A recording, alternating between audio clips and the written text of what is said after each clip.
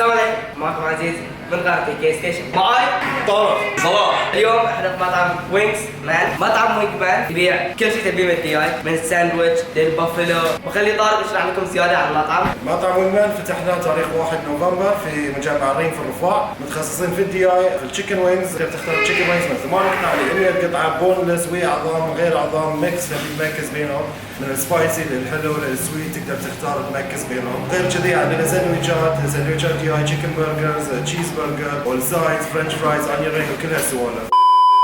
التحدي مالنا هو ان اللي ياكل اكثر انا وصلوح، اللي يشبع اول راح يخسر. اخر مرة سوينا تحدي خسرت انا ووصل لك فوز. اتحداني انه هو بيفوز هالمرة. ايه اتحدى.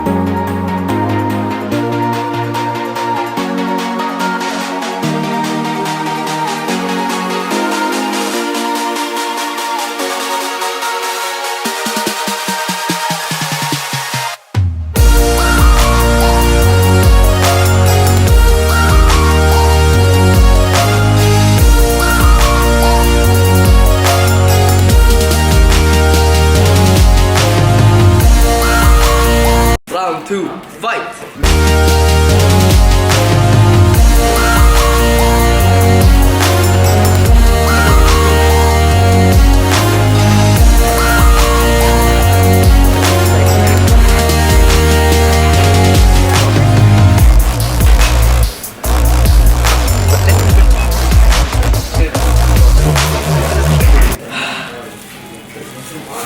وين طارق؟ طارق تعال حق هاللحظة. انسحب. انسحب؟ انسحب. اكمل سبايسي شكله يبي سوبر هات. احتاج هاللون غاشمي مثل ما تشوفون معنا عزيز انسحب خسران من الفايز. ها عزيز ننهي المقطع. يلا خلاص.